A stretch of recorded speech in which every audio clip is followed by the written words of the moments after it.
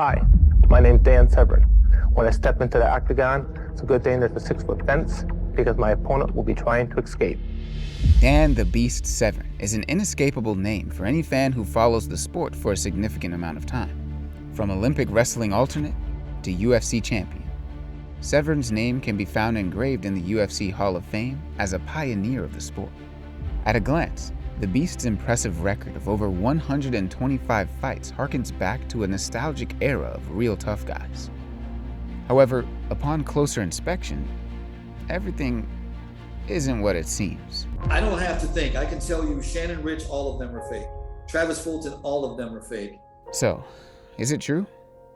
Did Dan Severn really fake his way to the UFC Hall of Fame? My name is Dan B. Severn, former UFC fighter and Hall of Famer. Before embarking on his journey into no-holds-barred cage fighting, Dan the Beast Severn was a very talented amateur wrestler. Dan competed in both Greco-Roman and freestyle wrestling in high school, winning both national championships and making it to the Olympic trials all before he had turned 18. Having been named the most outstanding high school wrestler in the nation, Severn continued this success into his collegiate career, becoming a 2-time All-American at Arizona State University. He was the original Sunkissed Kid of the famous Sunkissed Kids Wrestling Club, a wrestling team so exclusive they produced more Olympic, world, and U.S. national champions than any other wrestling club in the United States. By the time Dan made it to the UFC, he would be by far the most decorated wrestler to be involved in the competition. However, he had already had a long amateur and pro wrestling career in which he had sustained a number of injuries. They kind of carried him. I mean, when he got to the UFC, he was mid to late 30s. So he was way past his athletic peak. Well, he had no ligaments or anything in his knees since the 80s. He never had a surgery. They blew out. There was a wrestling match. I'm not sure who it was with, but it's online. You can find it. He got injured in that match, and he never had any surgery. He didn't believe in it, so he didn't do it. So his knees were shot. Despite this, Severn still had a massive advantage over most early UFC participants, both in size and technique. In his debut, he fought Anthony Macias, and after suplexing Macias multiple times, I'm thinking to myself, you think that first one hurt? Wait until you feel this one. Dan flattened him and choked him out. And I just know that when he was down, it's kind of like going, let's finish this right now. You know, barbarically just brought my arms right in together right there and just was trying to crush, pop his head. Next up in the tournament was Marcus Bossett, a kid's karate instructor with no prior professional experience prior to that night. Unsurprisingly, the Olympic alternate took Marcus down and promptly submitted him. What a move by Dan Severn! But when it came to the final competition, it would be Royce Gracie winning the fight in round 1, despite being nearly 100 pounds lighter than Severn. When I stood up, he embraced me and said, "You're the toughest man I have ever gone against." In my mind, I'm thinking, you haven't seen nothing yet. I'll just say that, sure, I tapped, but did I tap because someone beat me, or did I tap because I was unwilling to do what I had to do to another human being? Looking back on this first tournament, it would be easy to summarize that Dan had beat 2 cans and then lost to the first actual fighter he came across in Royce Gracie. However, new fans should know that very few legitimate combat athletes at the time were willing to enter a cage fighting tournament with no rules. After all, this was the very same tournament that featured the viral clip of a man having his testicles pummeled. This would mean that in any given 8-man tournament, maybe 2 or 3 competitors would actually have anything we'd consider fighting experience today. Dan signs on to the next UFC tournament, and already the competition seems slightly more balanced than previously.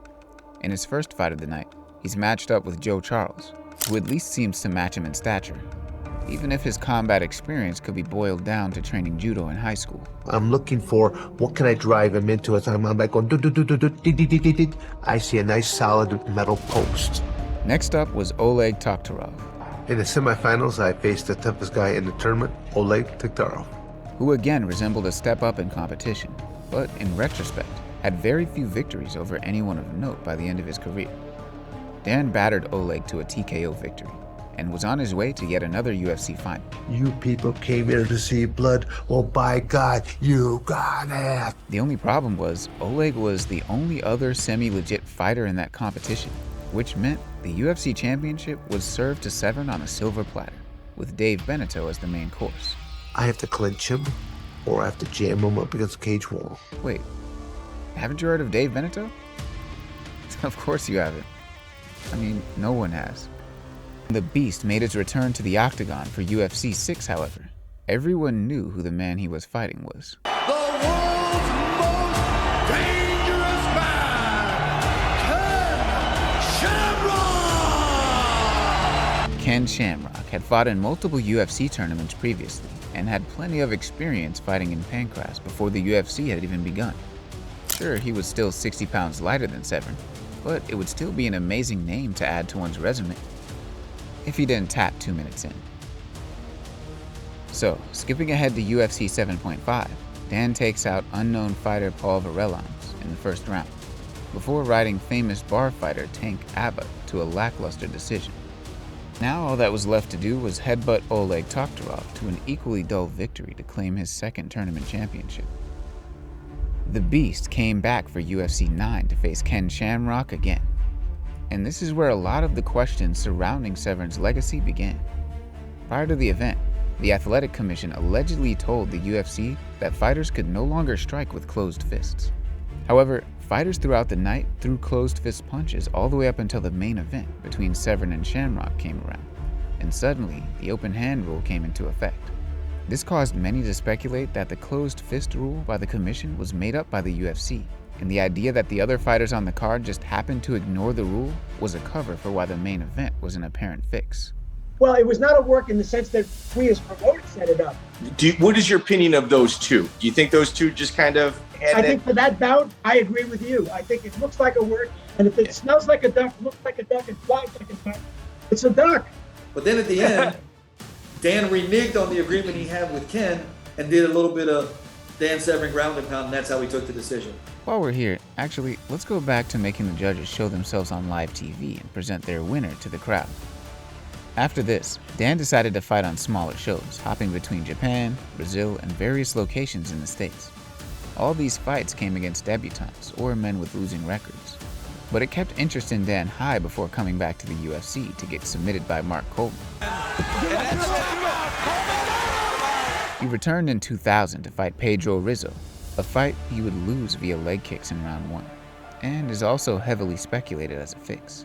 Pedro Rizzo comes out, throws a leg kick, and Severn just crumbles. And if you listen to Pedro Rizzo, he's yelling something that appears to her, no, man, no. Like he's accusing Dan of fixing, like just laying down and not actually there to fight.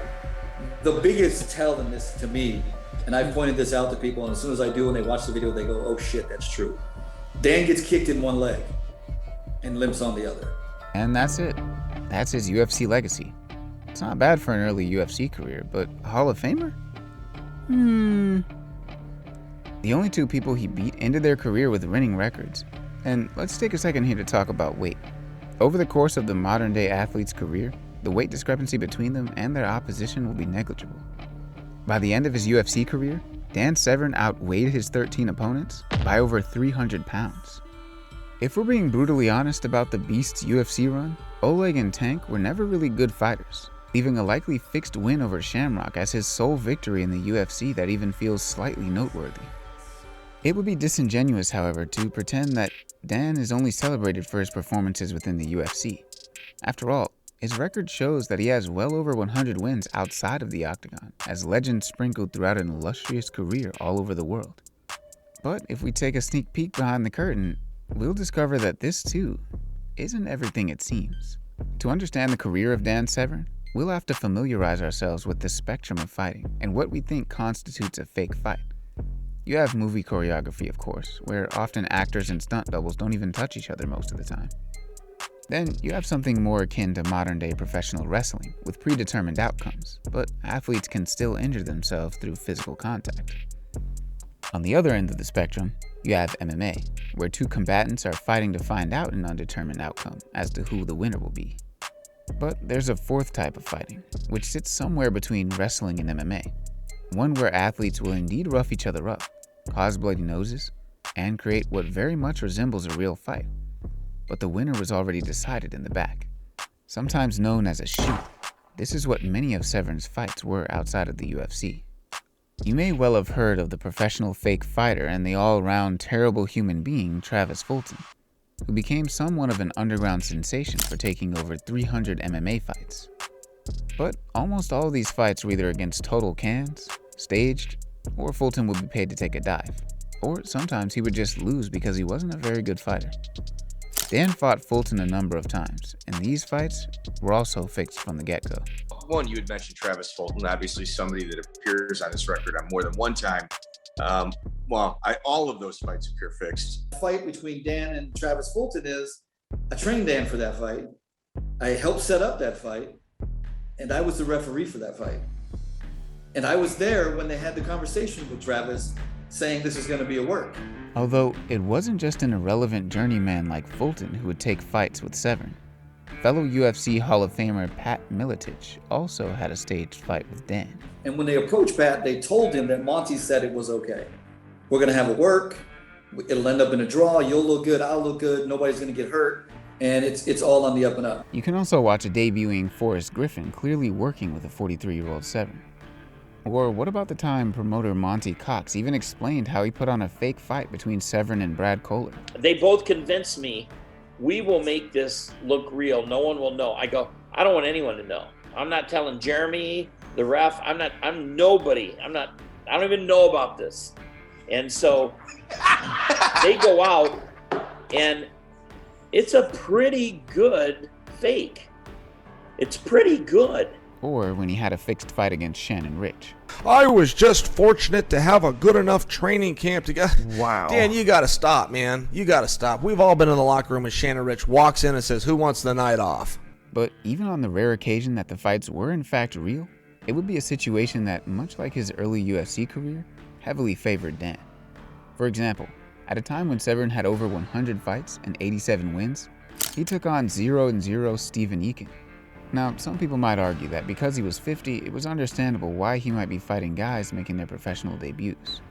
But imagine for a moment that Mike Tyson, age 59, decided to fight around 80 truck drivers with no boxing experience to pad out his record, and suddenly it feels significantly less impressive. Even less so when you find out that most of those fights still had to be fixed for Dan to win. Severn even created his own promotion called Danger Zone to host shoots for him and his friends like Fulton to build their records. Once they had built up a streak in fixed fights, bigger promotions would be willing to give them a chance at a real fight for a bigger paycheck. Then they would either lose or throw bigger fights, and then go back to regional shows, and the process starts again. For most of the heyday of the Danger Zone, I helped book fighters and I was the referee.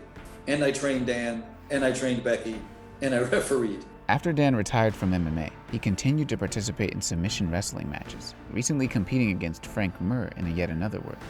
At the end of the match, Mir supposedly taps out Severn with a heel hook, except Frank isn't even holding his heel at the time Dan taps.